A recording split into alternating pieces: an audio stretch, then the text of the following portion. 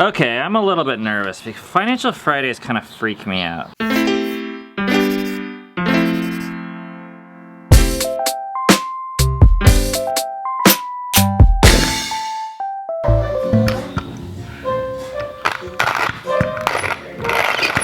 Alright, you guys see this? Something tragic has happened here. We had an accident because of children. This is our backup plan.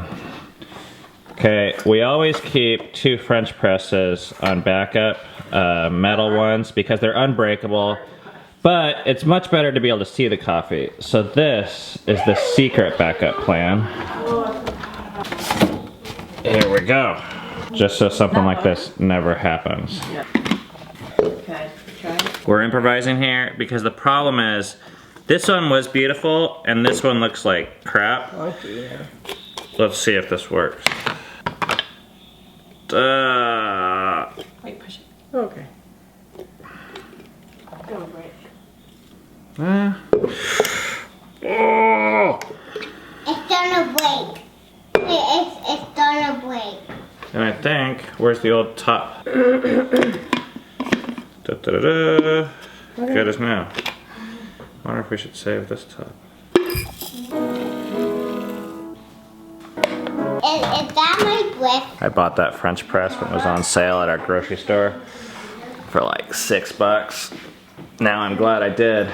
It's kind of weird, like these French presses, this is a Bodum, and they're like 20 bucks. But the glass costs 20 bucks to replace if you just buy the glass. It doesn't make any sense.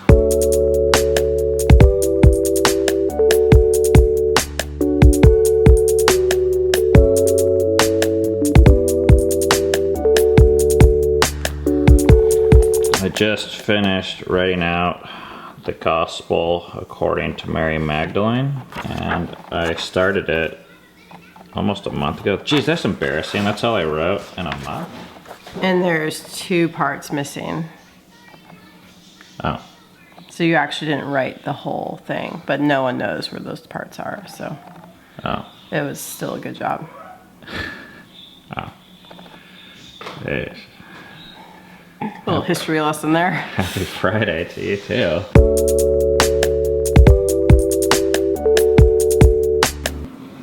Mary, what are you working on over here? Well, I'm making fruit roll-ups.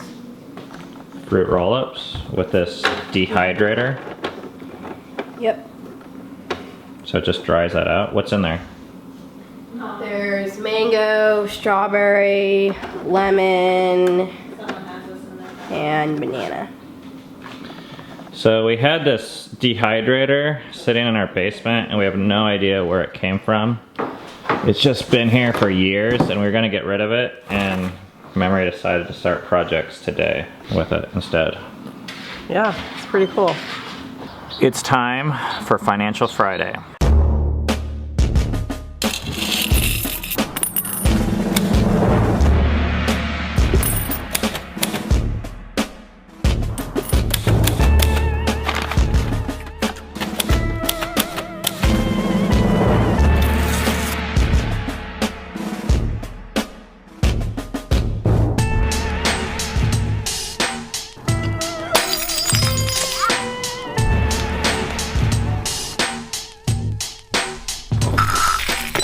Alright, I don't know if we were actually able to find our old Financial Friday intro from back in the good old days. Okay, I'm a little bit nervous because Financial Fridays kind of freak me out. I don't know why, but I'm not very good at record keeping or details or like exact dollars and cents. And I don't want to misrepresent our facts. So I get caught in this weird space where like, oh, if I can't report everything, then what's the point of recording anything? Because someone could always come back and be like, well, that's not accurate. Take everything I say with like a grain of salt in terms of like the exact details. We do Financial Fridays for 2 main reasons. I think it's great to dispel some of the shame and mystery and weirdness around money just by talking about it the same way we would talk about anything else. Number 2 is, if you are a subscriber to our channel or interested in the way our channel operates, which you obviously are in some capacity just by the fact that you're watching this video, we think finances are an important element of our life. Not the most important, but also some people say like, oh, I really want to see the kids and see them smile and all these things, but I don't care about the money.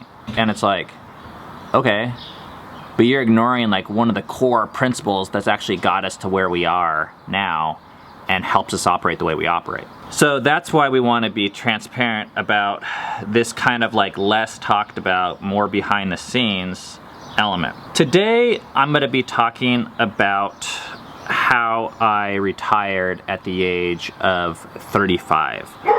And I think this is a bit of an important background as to how we got where we are now. And with future Financial Fridays, what I hope to do is talk more about, like, get into more like nuts and bolts of the details. My younger years, I hated money. I had a strong aversion to accumulating it. I was really afraid of that. Ironically, I was like really good at it. Like I cut a lot of coupons in high school and I just enjoyed the game of seeing how much I can get for like a little amount. Like I was really naturally frugal. But when we got married at the age of 20, like getting a well-paying job or having a lot of money was the last thing on my mind. We wanted to be missionaries in Africa and be like broke and die early. So when I got married, I had a construction job where I got paid $12 an hour. I thought that was like plenty. Cammie was in school full time. We had a baby within our first years of marriage and we were living off of welfare. Like a version of it. Like we weren't getting checks from the government, but it was called WIC, Women, Infant, Children, and we were getting like free milk and cheese and Cheerios and stuff like that. And it was like, we hit the jackpot. It was like awesome. By the way, for you bitchers that are gonna be like, oh, you took from the government, we have paid the government back plenty and then some. Plus I have no problem with people that are on welfare at all. And then I got my first job at Red Robin, which I thought was amazing because it was indoors and my coworkers actually smiled at me instead of in construction everyone was just like fucking cocksucker. And I went up to like something like, it was like 15 or 18 bucks an hour when you took into account tips. And I thought I had just like made it. There's a longer story where I quit Red Robin to actually bike across the country. And in the course of that, I actually learned how to play the game of blackjack. Like mathematically beat the game. And then I went on to go and do that for, I would say maybe about 8 years. And it was a really important spiritual transformation. This is actually more the topic of what the book is going to be about that I'm writing, about the spiritual transformation.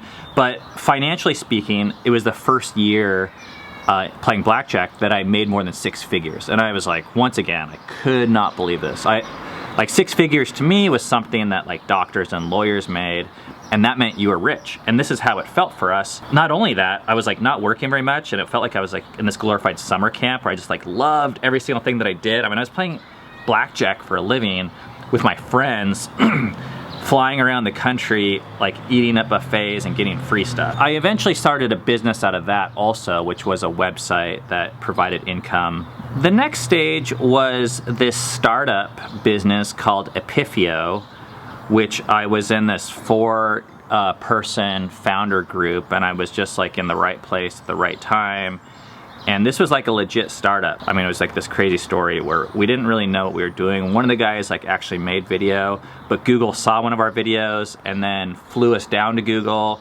So I'm like meeting with the guy that started Google Maps, and they started paying us, and then Facebook hired us the next week. So here we are, these guys who have like no experience in business, and we have like Google and Facebook as our top 2 clients while they're in like a war with each other at the peak of like internet startup age, I think, maybe. This is about 8 years ago. And that business launched me into this whole other class where I was working an incredible amount, but also I was making ridiculous amounts of money, like $1 million a year, more than $1 million a year, numerous years. I don't know, I can't emphasize, I guess, like how crazy it was and weird, and that's just been the theme of our life, like every event has been crazy. But eventually I got like a little bit like fired out of that, or at least let go, and it wasn't just me, it was like the entire leadership team. I got outvoted, and people wanted like to hire like big boys and girls who like knew corporate America and didn't trust us as the founders because they said we were too dynamic and too entrepreneurial and all these things that were dangerous for the business. So all of a sudden I found myself with a lot of money and with no job. And I guess I should also state, I went through this other time period in this time where I had a lot of debt, even though I was making a lot of money, but then we changed gears and I decided to pay off all my debt and not borrow or leverage or things like that. So now I find myself with no job, a significant amount of money, but also no debt. And I was hiking around Mount Rainier, and I started asking myself this question: if I were to retire, what would I do? And I was still sitting on the board of this company, and although it only took like 1 or 2 days a month of my time, it took over my primary identity of what I was doing. I was like, oh, I'm a board member and a shareholder, and I have to like make these important votes and have these meetings, and this is what I'm doing. And for whatever reason, when I was hiking around Mount Rainier and I was asking myself this question, what would I do if I was retired? It allowed myself some space to actually consider, like, what do I want to do? Like, what do I think I'm good at? And what should I be doing as a dad and as a father and as a husband? And what's holding me back from doing those things? I think like right then I got that feeling in my gut. It like made me super nervous, but it was that feeling I get when I know that I'm onto something that's true for me or something that I need to do. And that's right around the time when I was like, dang it, I think it's time for me to retire. And I didn't see retirement in the typical way people see it, I guess, where it's like, I'm not gonna work anymore and I'm just gonna sit on a beach and do whatever exactly I want. I more saw it as like, I'm not gonna work for money. I want to work on the things that are most valuable to me, not the things that other people tell me are the most valuable. I was actually like really nervous because I'm just gonna give you some like ballpark stats about this time period. I had about $500,000 in cash. I think like it might've been 200,000. My guess is maybe it was closer to 200,000. I don't know, but it was 6 figures. In one sense, people are gonna be like, you had $500,000 cash, like that's a ton. And it feels like a ton. But if you ask most people, can you retire for the next 40 years on $500,000 with 6 kids, they'd be like, you're crazy. Like that would hardly cover like college costs for, you know, maybe 3 kids or 4 kids or something. At least those are the things that I was wrestling with. We also had about $1 million worth of assets. Assets in the form of loans and real estate. And I have other videos where I talk about that, and I'll probably go more into that in the future because I think that's important. Once again, we had no debt, and we also had no plan. You know that thing when you go to like a family reunion and you know your grandparents are like, hey, what are you doing? And it's so nice to be able to say like, oh, I'm in school. And everyone's like, oh, good job, Bobby. Like you're in school, like you're making something of yourself. One of the biggest losses I had at this point was I didn't have that thing to say. Like if people are like, what are you doing? I'm like, you know, I think that's like a major place people find identity, like maybe men, or at least I did in America, is being able to say that thing. Like, oh, I'm, you know, in a startup, or I'm starting a company, or I'm grinding it out as a plumber, whatever it is. But now I couldn't say that, and it was actually kind of scary. In terms of income, I had money coming in because I still owned a couple companies, but I stopped viewing that money as something I could depend on. So every time it came in, which was pretty consistent for a couple of years, I was like, I treated it like a bonus. And even though I think it was like more than 6 figures for the next 2 or 3 or 4 years, so it was still like a healthy income, it didn't really play into my decision to make this retirement thing because it just felt really undependable and unstable. Which is kind of ironic now that I think about it, because I think any job is undependable and unsustainable. At least when you're working towards it, it makes it feel like it's more inside your control. And that's where things have been for about the last 4 or 5 years. And it kind of leads me to this conclusion that I can see now about the decision that I made and what it was. There was really 2 options I think I was faced with retirement. One is the most traditional option, which is retire later. And that option goes something like this.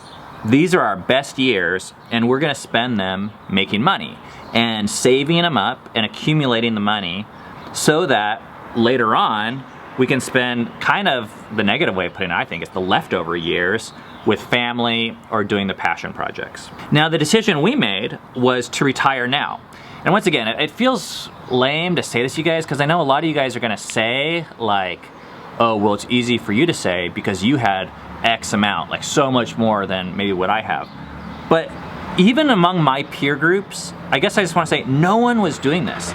The guys that had 5 times, 10 times as much money as me, they were still working so hard because they still had this mindset of retire later. There's a certain degree where I don't think this has to do with dollar amounts, at least completely. The mindset that we took on was retire now. These are the best years of our life. As long as we can afford to scrape by at all, just afford the time and put food on the table, I want to spend my best years with my kids and my family and working on the projects that I'm passionate about, that I think are the most important. I did this not actually knowing if $500,000 cash and $1 million of assets would get me until the age of 80 or 90 or however long I make it. In fact, I didn't really think it would, because in that way, 1.5 million for, you know, 6 kids and 2 adults for the next, let's see, 50 years? It didn't really, the math didn't like really pan out in my head. I just chose for a second not to think about that math because my mindset was, these are the best years of my life. I feel like I could always go get a job later. There's a Burger King about 4 blocks from here. I think I could walk in there and get a job if we run out of money. Most people don't want to do that because that would be seen as a failure. And like, oh, you have to like go back and admit that you were wrong and maybe you shouldn't have retired and you did things differently. To me, that wouldn't be a failure at all, because I'd always be wondering like, man, what if I missed the best years of my life doing the things that I cared about instead of like claiming that I had to be working to make my boss happy? After I made the decision to retire, the idea for this vlog really came out. The irony is, I feel like in some ways I've worked harder than I've ever worked in my life on this project here that you guys are seeing. Pretty consistently, our family has put out 5 videos a week.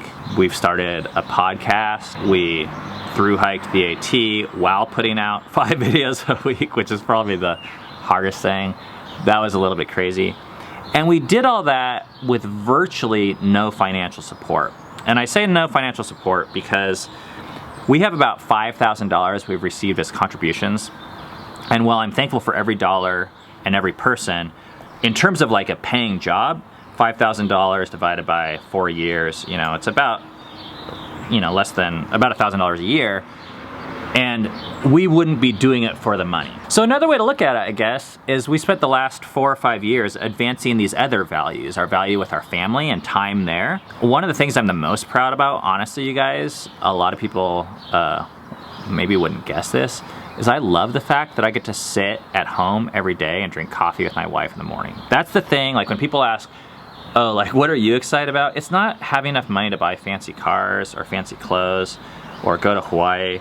Like the thing that's the most consistently enjoyable to me is having the freedom to do that very small thing. And I'm excited about these videos like that we've made and just what it's done to our family. And I hear stories from you guys about ways that it's offered freedom and life change to you. I have no regrets about how we spent this time. So we furthered our goals. And I think the other option in hindsight was that we could have spent the best years of our life, really this last 5 years, furthering more financial goals or someone else's goals. So where are we now? Well, we're actually in a pretty similar place financially, because in the process of selling some of our businesses, we've had income come in that replaced the income that we spent, or at least the savings. So we have around that same amount of savings. And I'll get more into details in future episodes because I don't mind sharing all those details, but I just want to do like a broad overview today. We still have some income from property, but it's not enough to live off of long term. So the way I see it now is we have 3 years to live off of. We need to figure out another income source in 3 years. And for me, there's 2 main areas. You guys saw in a previous episode this week, we're starting to rethink monetizing the videos and the vlog, mostly for the kids, but that also solves something for us. And we're also writing books. And my hope is that we can write 3 or 4 or 5 books, and that the amount of money that the books bring in would actually support our lifestyle on an ongoing basis, so we can keep on doing the things that we're doing, which is living here, drinking coffee, maybe hiking, and making videos and doing more writing, because those are the things that we really care about. I want to leave you guys with probably the biggest lesson we've learned through all this, and maybe a bit of a challenge to you. I kind of think that no matter where you're at, it can be a little scary to hop off of the treadmill and focus on the unusual thing that could be your personal passion project, or the thing that's not making money, or the thing that it seems like no one else is valuing or doing. But in our experience, that has been the most valuable shift that we've ever taken in our life. Instead of saying that someday I'm gonna do it. When I retire, then I'm gonna hike the AT. When I retire, then I'm gonna spend time with my family, or write that book, or start that podcast, or you know, fix that relationship, or whatever it is. I think oftentimes that's just an excuse because we don't value it, and retirement and earning money makes this easy. It makes it almost like justifiable in our minds, but I think there's another route, which is to start doing the thing that you think is valuable right now. And you might not have the financial means to do it the way that we did it, like full time, but I believe that almost everyone can spend at least one day or 1 hour doing the things that they think are valuable right now, and not skipping the best years of your life and waiting someday and giving those things your leftovers. Okay, let me know what you think about this Financial Friday. I'd like to see the comments on this. I know there's gonna be people that are like, oh, you're weird, you're just flexing financially to show off, and I don't really give a shit about that. But there's others, these things aren't talked about online very much, and I think that's a travesty. So we're setting out to fix that. We're gonna be doing more Financial Fridays. I don't know how often. Oh, time to go play racquetball. Most of the stuff in the dehydrator is finished. Not all of it though, so I think I'm gonna leave it overnight.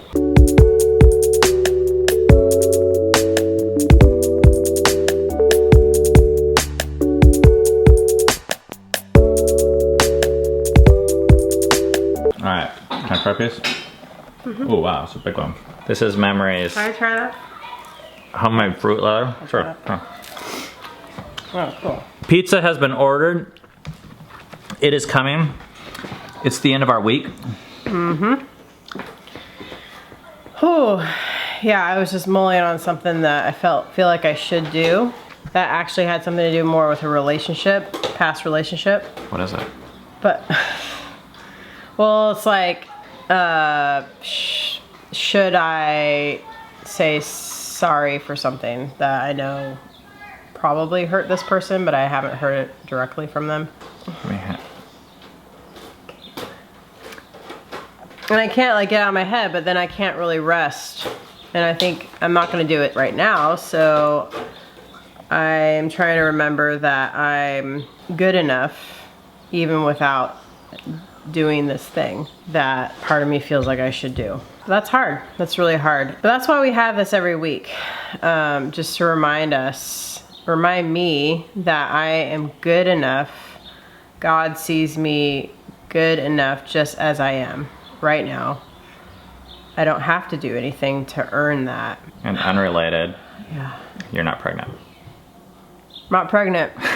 That's right. And in regards to what I was sharing about finances and retirement, I know it's real easy to get identity from whatever my financial state is, or financial freedom, or my completion of projects, or my incompletion of projects. I hope wherever you're at and wherever we're at, we're able to find rest now instead of someday, because in the words of Creedence Clearwater Revival, someday May never come. never comes. All right, guys, thanks for watching another week. We will see you guys on Monday. You. We'll see you guys on Monday. Shabbat Shalom. shalom.